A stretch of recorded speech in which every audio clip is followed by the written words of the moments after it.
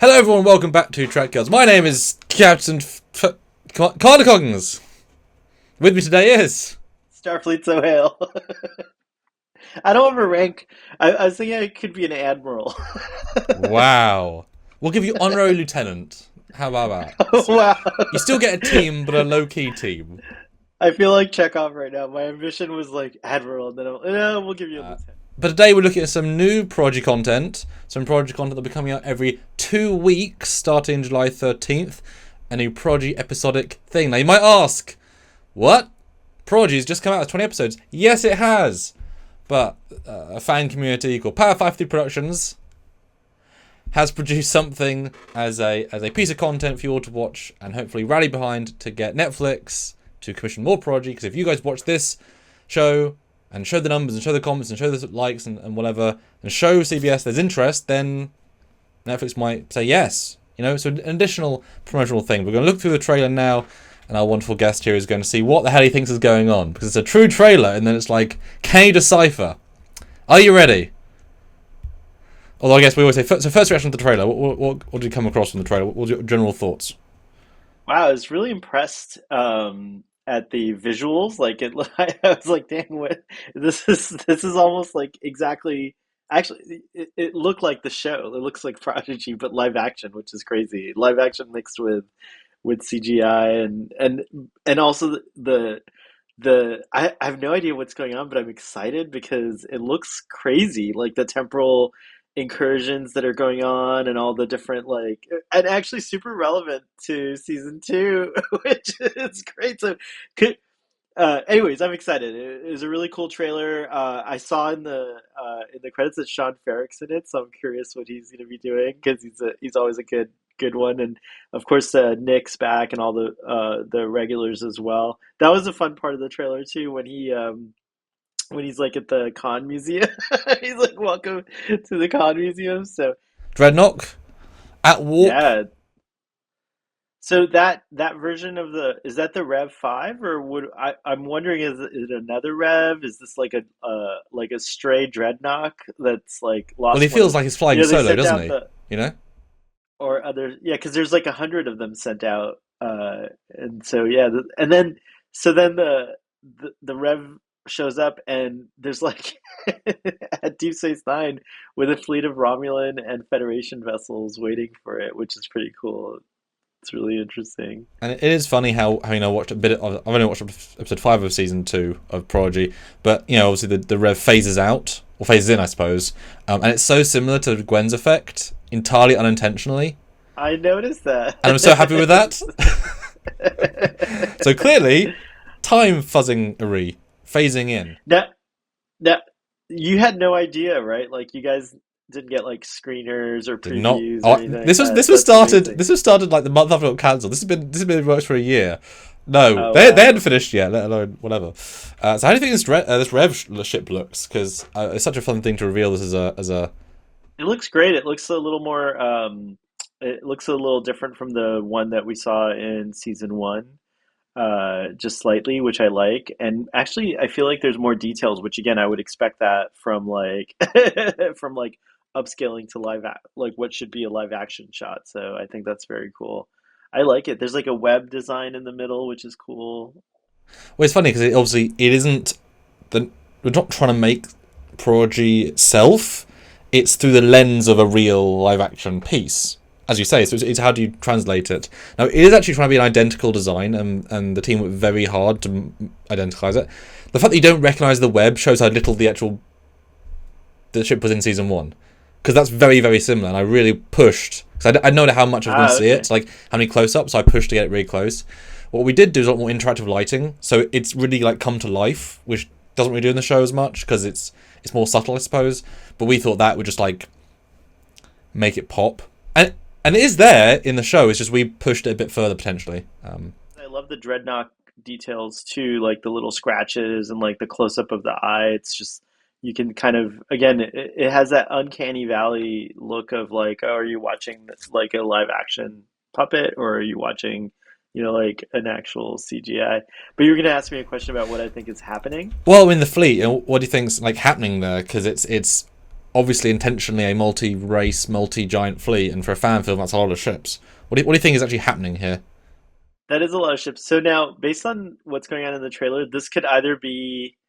So it's been a while since I've seen. I'm covering Deep Space Nine right now on my show, so it's been a while since I've seen it. But my first thought was, are we going to that battle that like right, but then it would be against the Romulans. No, the Romulans were part of that battle. I can't remember, but are we going to that battle from Sacrifice of Angels? Is what I wondered if that's since there's timey-wimey stuff going on, or is this a new? I also wondered, is this a new event? Like, is this taking place now? A week after. Yeah, like exactly, or like current times on Deep Space Nine. It's such a specific moment in DS9 lore to see all three races in the same fleet. That's right. Oh, I see the Klingons. Yeah, exactly. It's so unusual, and that was the point. Is to it's almost as if he intentionally went to a point where he'd kill the most people, like cause the most carnage. Exactly. Because that would happen to the universe if you killed DS9 and the DS9 crew and the Federation fleet and a Romulan fleet and a Klingon fleet. What would happen to time? That's a pretty big event, I would say, to break. That would break a lot of things. The details are extraordinary. I love that the weapons, showing the weapons on the pylons, harkening back to the pilot and stuff like that. And I'm sure they did that various times. The phasers are so accurate, and I love the shot from inside the promenade or somewhere inside the station that you see the Rev approaching in the window, which is very cool. It looks very menacing there. Yep, I really want to ensure that we got that phaser turret because it's not used much because it's an expensive thing to do. But for those like big fans of DS9, when they first came out, it shocked the world. Like, oh, this thing can fight. And so I really wanted to make sure we did that. Really, I mean, these are all high effort things to do, but to get that kind of macro and obviously you the sense of the trailer that they might win DS9 because they're the heroes, but of course there's a dreadnought from the future. What are the chances of winning? I mean, it's almost the same size as the station, I would imagine. Yeah, it's pretty big. It was kind of shocking because I do everything to the correct scale and I really work hard on that, and it's hilarious when you put things that aren't meant to be together in the scene together. It's like, oh, huh. Because I pictured this. I mean, I pictured this battle when I wrote the script, and it's funny how I pictured one scaling. Like I said, DS9 is big. It isn't. It's actually really small as a station.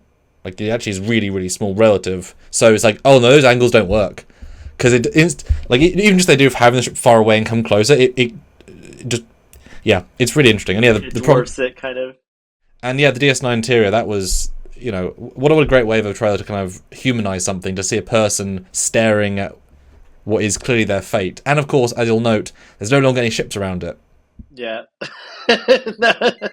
It's subtle storytelling, but hopefully it comes across, like, to give this grand scale to the intimacy of, like, oh no. There's that cool shot of it attacking and destroying the Sovereign, which was... Those Sovereigns, have they replaced the Excelsiors as the workhorses of the fleet? Oh, no. Sovereigns are still pretty high end. And how does that look? Because that's a crazy visual, isn't it? To see them kind of It's connected. a really great visual, yeah. And the explosions look great. They're like very Star Trek explosions. The phasers, everything's like very, very accurate, very good. I did not like to see the Sovereign go up. By the way, exactly. I noticed there's a 17-0 registry. It's a 17-0. Oh no, it is the E. You destroyed the E. Or it's Worf. We know it's Worf. Now we know what happens to it. But I think that's an inside joke to all the E's that we saw at the end of. He got it. Yeah. It's not the E, but I really wanted to make a little meta reference there because I just thought it's funny. It doesn't make sense, but neither did them. That is pretty funny. And it's a small detail, but again, hopefully it came across in the shot. Is that this isn't a usual sort of attack moment because the beam goes through the Sovereign. As in, like, the shields are so ineffective that it just goes straight through. It doesn't even, right, yeah, they don't even... Yeah, the differential is so radical. I really wanted that sort of, like, feeling of, like, where there's literally a one-shot kill. And yeah, more Dreadnought, and I love, you can see the set. There's obviously a set there. There's a little transporter. It's very cool. And you got it right with those red lines. I see the red lines and, like, everything. Yeah, it's very cool. These are hard things to build, as you can imagine, without proper reference, but really worked hard. if I may, it really is a testament to the passion you guys have for this because who would want to do hours and hours of this work?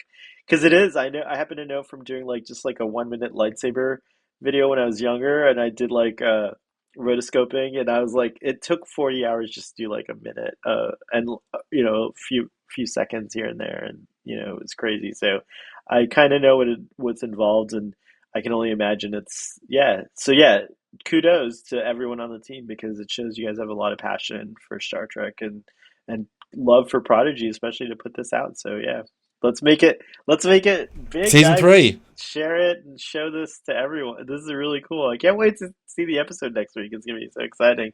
And Or on it's the fun 13th rather. because what I've always prided myself on Trek Shorts is that you look at this frame of Dreadnought with the yellow behind him, and your brain knows that's how the bridge looks. You're not questioning did they build the bridge. So that you subconsciously they built the bridge, and you're not thinking like that's Were obviously a your Dreadnought. references only the show, or did you guys have like access to any production folks? No? Wow. Really, many iterations. I worked my guy a little bit because these things are important, right? This is the lead villain lead bridge. Yeah. But yeah, then we cut to the protostar at warp. What do you think of this shot? Beautiful.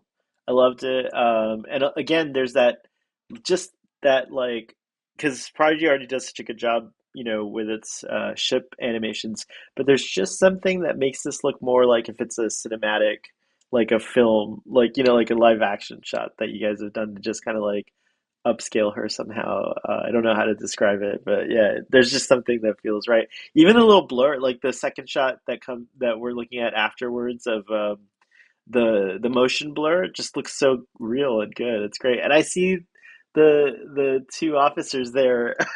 That's crazy detail, Sam.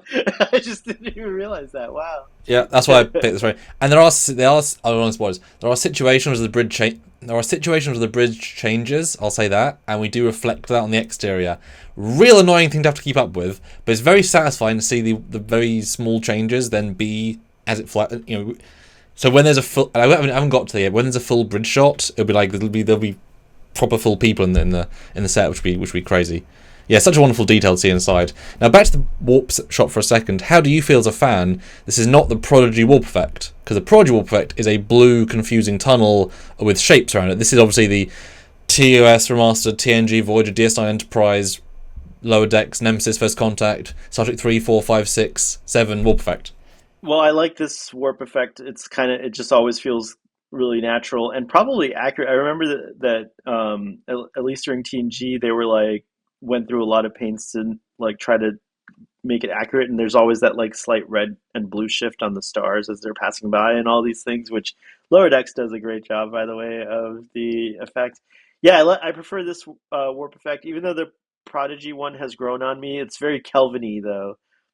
So I feel like whenever I see certain visuals, I immediately associate them with that other thing, and then I have to kind of recorrect myself and bring myself back to say, no, this is just something new that they're trying. It also is kind of cartoony. Like, it's nice, but it feels like a cartoon effect, Yeah. right? So yeah, that's again, I'm translating certain things through. But yeah, obviously we jump out of warp, out of planet. What's going on here? Do you think? Because there's a lot going on here. If you freeze frame it. Well, I can already sleuth out by the symbol on the station that's above the planet that we're at that con museum, I guess. But why does the base or the structure on the planetoid look so familiar to me? Like, what am I remembering here? What is that? It's like something. Now it's funny. Did you notice that symbol the first time you watched this, or is this because we're now breaking it down? Like, are you No, seeing more now?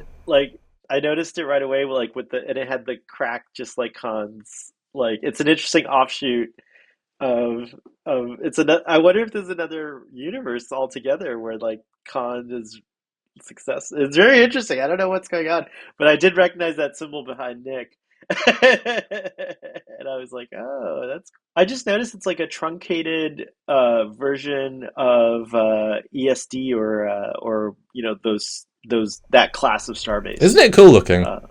Yeah, it is cool looking. I like what you guys did with that design. It's very neat. And it is so now, okay. So this is in the future a little bit because the badge is of course the Picard season 3 badge, but it's also the gold one, not the silver one. So it takes place probably after season 3, which is interesting. So many things you're Interesting. learning, isn't it? It's all there. Which is why I love doing the trailers on normal Trek, because obviously they've made the series and they're picking stuff from wherever. So this is obviously like from the show. So it's like, well, it's here to be looked at. In the trailer, you're meant to blink and miss it, but obviously in the show, it's like, well, this is episode something. You've already seen it for ages. Well, as a Trekkie you are, of course, you're hiding the fact that you know this is Memory Alpha. Oh, that is Memory Alpha. That's why I knew it. Thank you. Thanks, Sam. There's a reason I'm a lieutenant. There you go. And of course, the That caveat: is this is Alpha. TOS Memory Alpha, which is the only one we've ever seen. So you could surmise it got changed, but we only saw that one. So to do anything different would be then not like quite as connective. So that's why it is. There's still a TOS one, but yeah, the Memory Alpha with Carmazine Everett. Very cool. And then we cut to the next shot. What's going on here? So yeah, that looks like the quarters, the captain's quarters, and beautifully done, by the way. Again, there's that nice like quality of where it looks like you're on a real set, like a live action set version of the Protostar, which I think is very cool. Love the so the era uniform. Now we know confirmed back to what I was saying earlier. So it's a post Picard uniform, which is cool. She's wearing the field jacket too, so probably about to go on an away mission. Which makes you wonder how they got a Protostar then, because it's way in the future. What, 15 years, 16 years?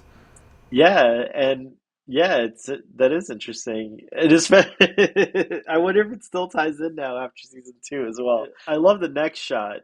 Oh, a ton. It's so different, isn't it? It really is. But what a great callback to the Tholians and like to see what class ship is that, the NXC 2174, the Foley. I just saw what the It's all there if you freeze frame. It's all there. there it is, there it is, I the mean, USS I Foley. mean, the thing says he's there at the end, so maybe here he is, dealing with some Tholian baddies who have webbed him. Yeah, I wonder if he's probably just going nuts. This has got to be post the Diviner's death, I guess, and he's like I wonder if he's like going nuts because he's lost his diviner Well, and the like, civilians took over his ship originally, so oh, can't that's be right, that that's right, one. that's right. It can't be that one. That's right. Can't be You're right. that That's true. version. I can't wait to find out what's going on. It's true. Are That's you true. I teased? forgot about I am. There's a lot I'm going on there. properly teased. Yeah, it's odd to do episodic storytelling. Never done that before, like proper ones. So it's like, ooh, you can tell a bigger story. And there's our original Tholian designs that I designed. They are based because when TOS Remastered did their Tholians, they just changed the design. It doesn't look anything like it, and it's odd. So I took the original design and like up sketch detailed it. So it's actually an original take on the classic. So it actually looks like the classic more, but it's fully modernized. Really happy with that. I really like how they turned out, which we'll see more of in the set. So back to Alexa. Lots of Alexa. And then we've got another special guest star. Tell me you know who that is, that warps out in all their purple glory. Good old Jem'Hadar starship, right? Dominion battleship, their biggest ship. Dominion. This is the guy that killed the Valiant, and was only in one other episode because they're that big. So it's in the Valiant episode as a giant, and then it's in the last episode the last episode. There's like 3 next Earth, next to Cardassia, because they only got a couple, and these are galaxy killers. These are like the absolute biggest thing. It's so far away in the shot. I'll say that. I try to bring it closer, but it's so big it just dwarfs the scale because it's like 25 times as long. It's horrendously big in a good way. What was this then? What's happening here? What do you think? What do you make a guess? Let's see if you're right. Make a guess. What's going on here?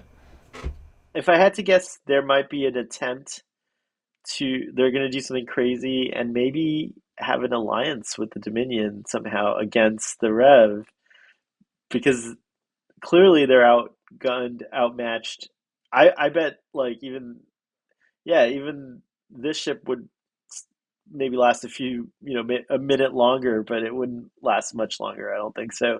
Maybe uh, the captain's trying to like bargaining or making some kind of bet that if they could join forces. That would be my guess. Any clue? Am I close?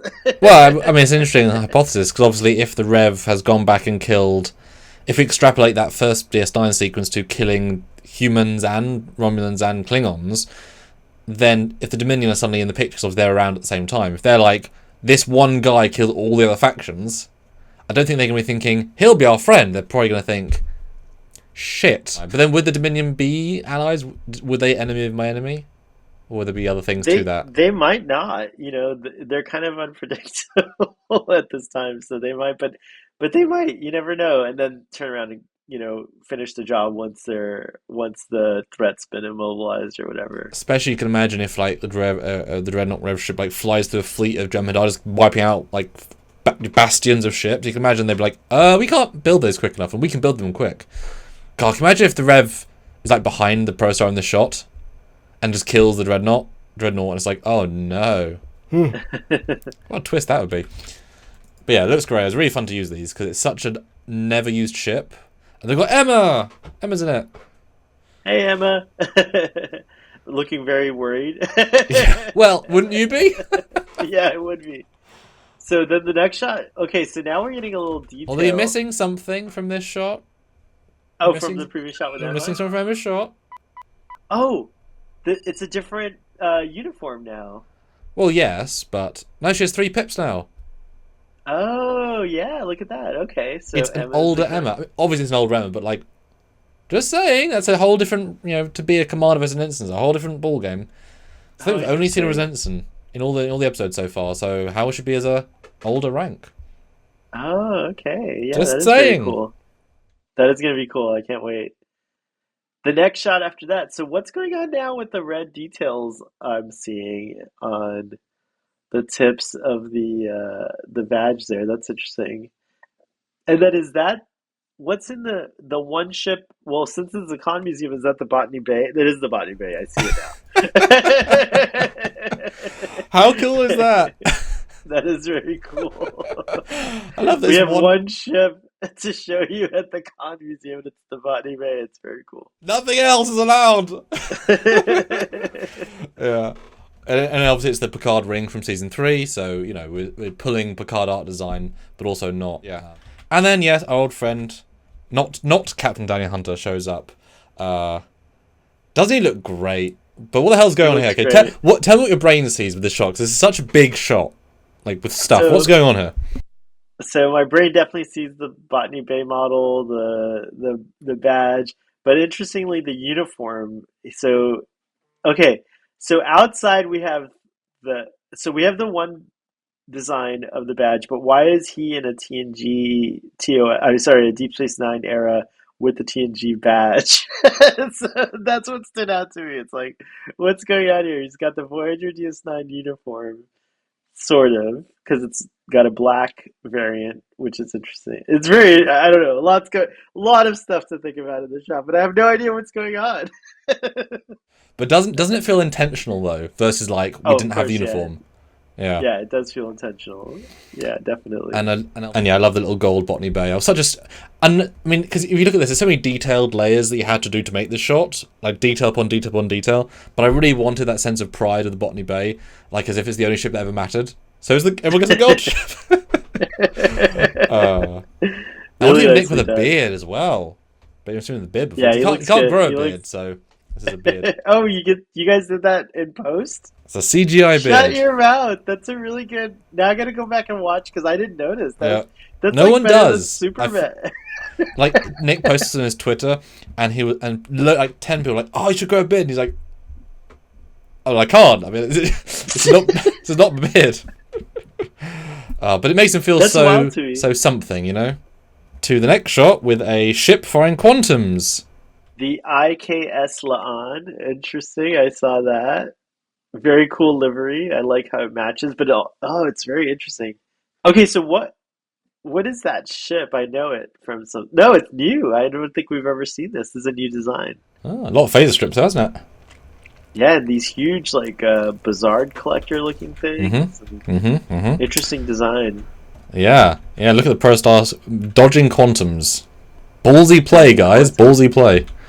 What is about the space dock next door? 'Cause that's a big old red thing. Yeah. Oh, we're at a different location now. That's a different planet. It's funny I'm if you skipping stop and look, around. isn't it? It's really interesting. What do you Oh take from wow, there's this? another ship back there, docked at the station. Very cool. This is the red. The red is, the IKS. Obviously, it's giving me that same. The phasers look great. I'm looking at this shot of the protostar firing its phasers, and it does look really great the way you guys did it. Kind of live action interpretation. Yeah, the bubble shield looks really good And too. yeah, that's the next shot. It's just nice to see, isn't it? Just a classic art design. Yeah, Yeah, I that's love pretty it. cool. I love the shot of it going through the Rev, because yeah, it's so dwarfed. It's not even funny, as it maneuvers, and yet they're trying to take it on, or at least in front of it. What the hell? It's cool because like I'm trying to like I'm trying to like deduce what's going on, but it's kind of I kind of also want to wait to find out. I don't want to trip myself out. I think the protostar in this scene is probably the distraction, and I'm gonna guess that maybe another bigger ship is gonna come and like help her out or something. I don't know.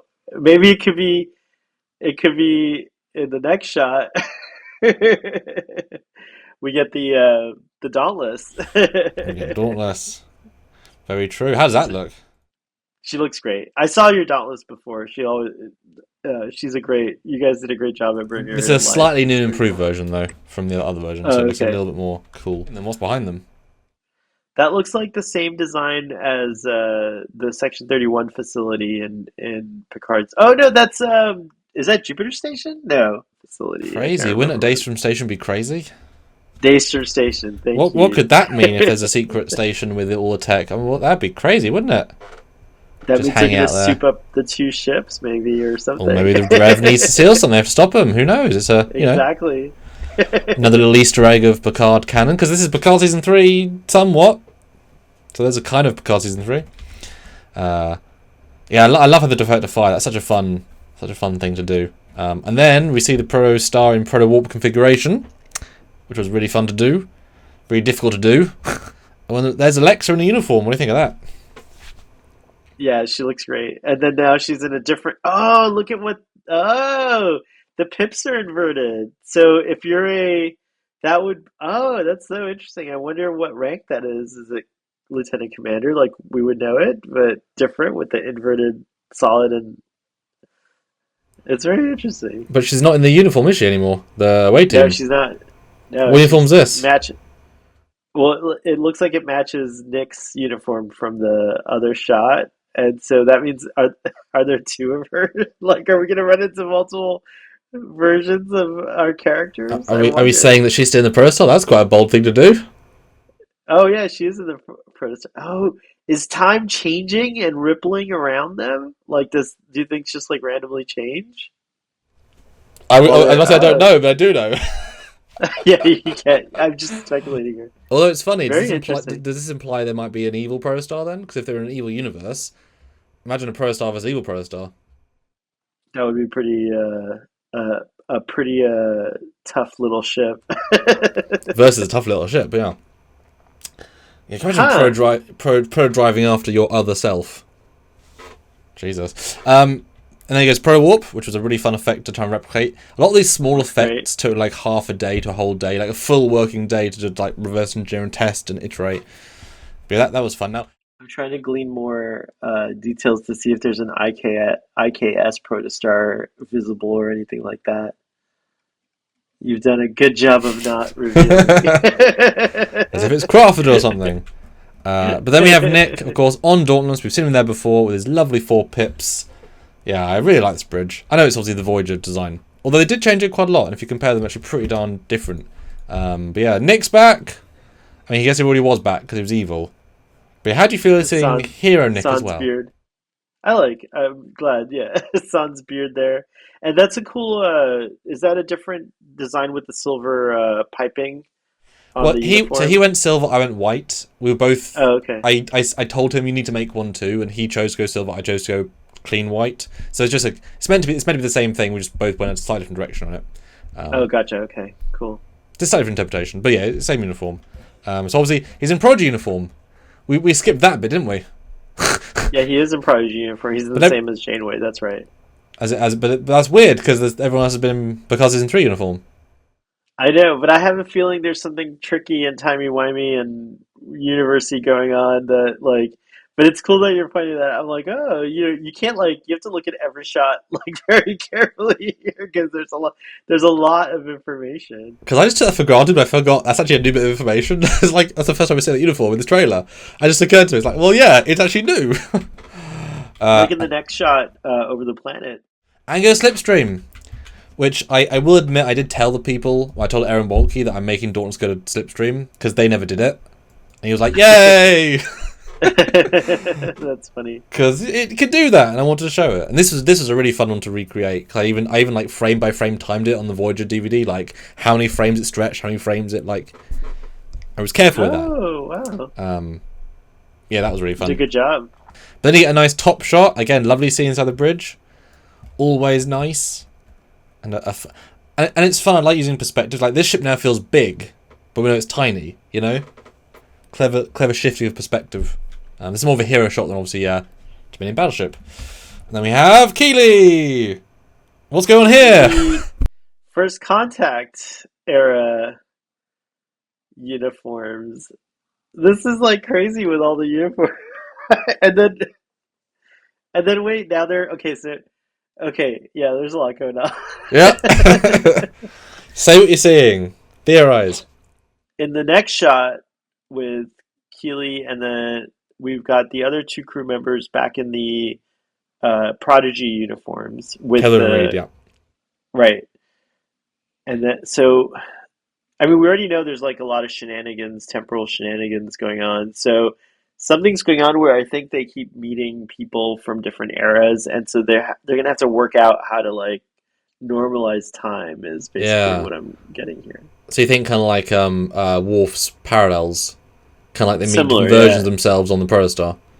Yeah, because it's the Protostar, isn't it? So like everything's on the Protostar. Well, except Nick on the Dauntless, but.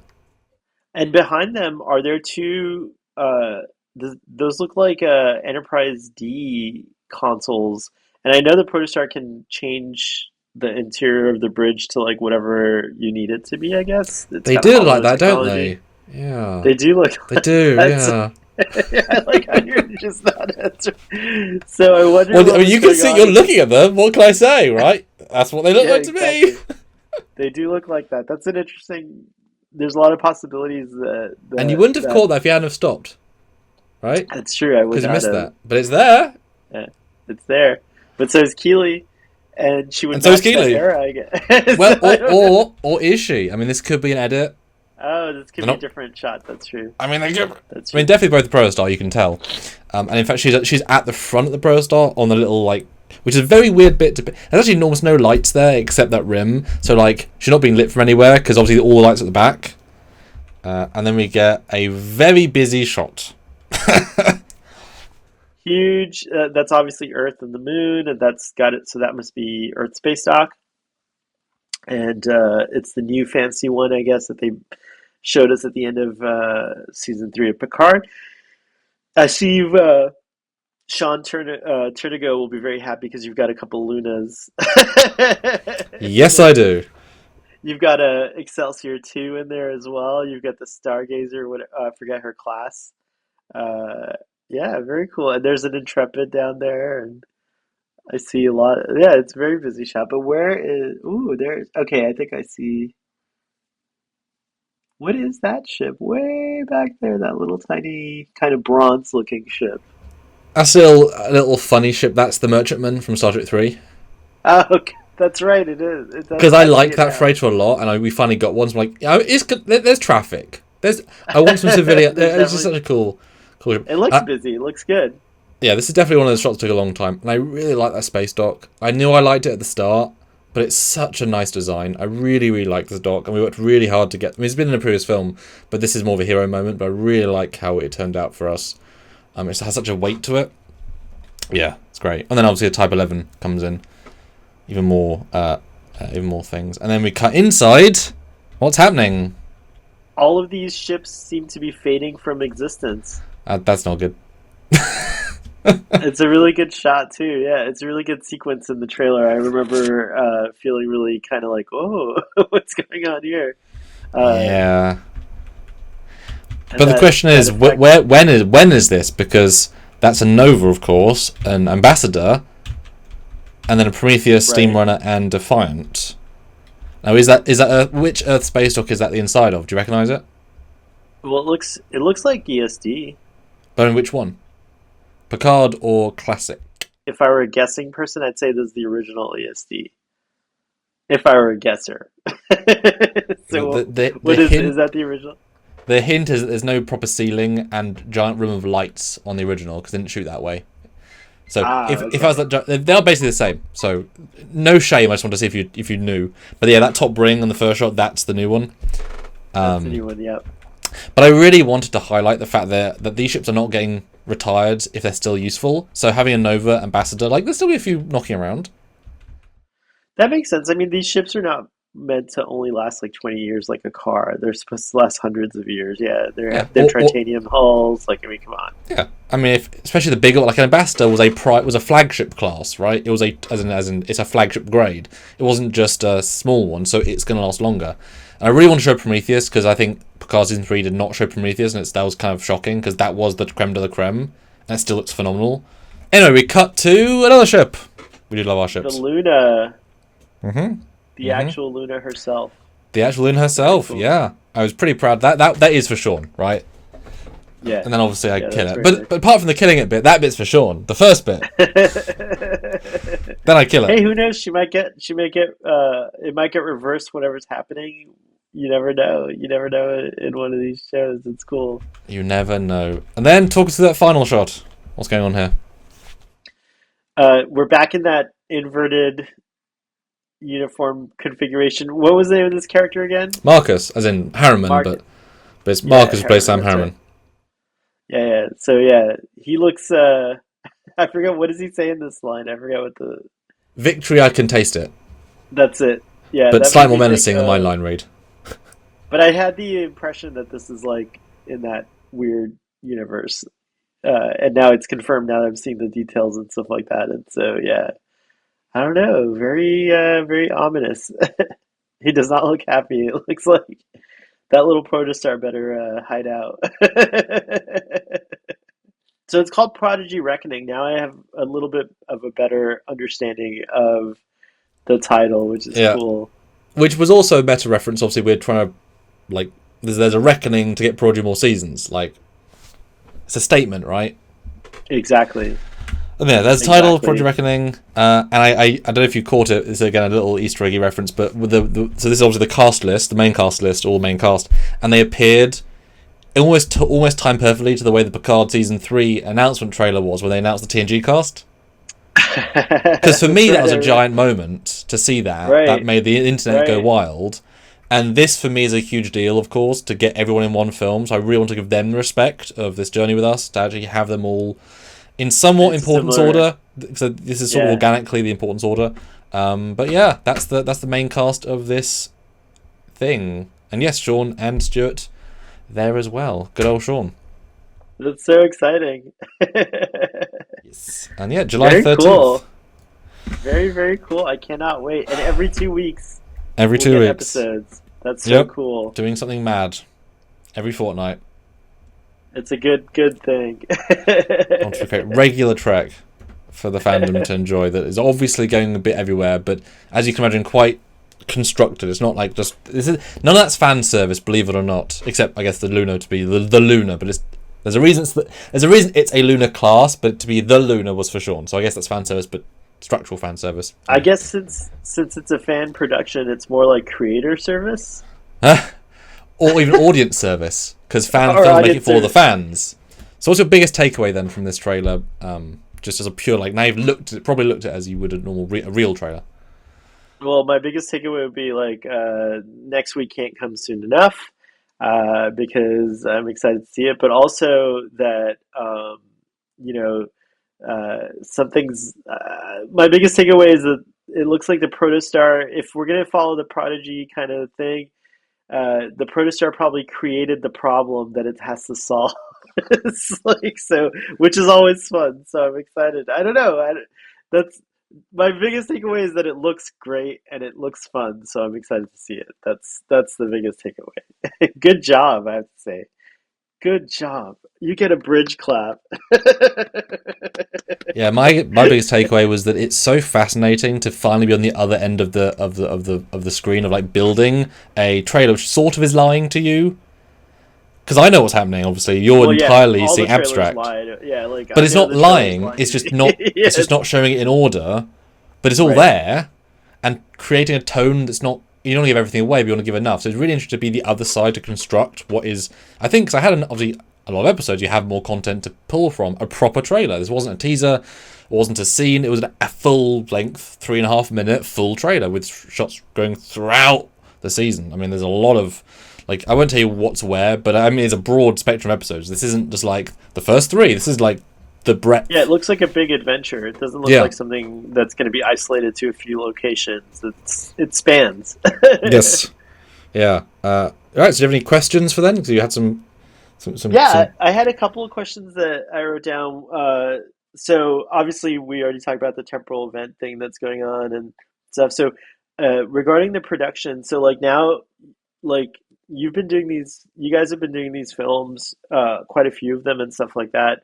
Does it, do you feel like it gets any easier with each project, or do you think each project is Ooh. more challenging because you want to keep doing it better and better each Mm. time? That yeah. Well said. Actually. Yeah. It's the process to make them is more streamlined. The man hours is not any quicker because you can't rush what you have to rush. But what we have already in the bag. So, for example, because of this project, I already had some DS9 sets. So I could write Okay. the NIM film at DS9 because I had the sets. And that forced me to finish the sets early for that film, which means now when I get to those episodes in the edit, I'll have them ready to go. So some things then become quicker because the stuff's now ready, right? Like I can just load up Dauntless now and just do a scene. It becomes much quicker versus like you gotta wait the months to build an asset and texture it and then bring it in. So that gets quicker, which means future films will be quicker and easier. And I tried to write less new stuff, or this being the exception, of course. But yeah, it's streamlined, but of course the ambition, like having 3D extras that move, is a whole other step. Or doing really fancy shots is like that interior shot at the promenade. That's a whole thing. It's worth it, but it's a whole thing. So the ambition raises, but also it's streamlined to do. So you get more for the time, I suppose. That's so cool. And so, is everyone filming in their own like locations, or do you guys gather? Is there like a Yeah. studio? Like, No, that was a whole thing because we knew this had to be because when we pitched this, well, when I pitched this to them, this was a Save Prodigy project because no one thought, let's be honest, even though we worked for it, they were going to undo that. And these were meant to start coming out in November, I believe. Originally, there's very specific reasons why they didn't, and obviously I'm glad they didn't because other things have happened since. So we rushed into. I think I was writing this. So I made the original film, which came out after a week. I saw the reaction. I started writing this. I got actors in very quickly. We raised a bit of money. We spent way more. I think one of the weekends, because we were so like, we want to release this in November. We want to get everyone together. Alexa was moving house or something. Like she was moving, so her availability was like, these are the 3 weekends and I'm gone. So I was like, right, this weekend. Luckily Emma was free. Luckily whatever. And just hotels that weekend cost us like $1,400 or something. Because we had to get one on Friday and Saturday and Sunday. You know what I mean? Like it was like an event going on, so everything was full price, like properly full price, and it's just burn money. But like this is the weekend we had to shoot because you have to get that interconnectivity. And of course, only Nick has a green screen and Sean kind of has a green screen. But no, we timed it. We managed to get Sean in. We flew him in, which cost. We flew Nick in, which cost. But the difference obviously is proper. it's huge, yeah. And we are going to be filming Stuart's bits in person because the project got delayed for reasons not necessarily my fault. So I'm seeing him in Vegas, and we're going to shoot his stuff as well. So Oh, that's great. I know it happened to work that way. He's in a far enough away episode we can do that. It'll be tight, but we can just about do that. So every single person on the main cast will all be filmed by me in person, despite 4 countries. That's amazing. That's an achievement. Yeah, I'm it so is. bummed I'm not going to be in Vegas. I would have loved to have been the behind the scenes photographer. Maybe you guys will just throw out.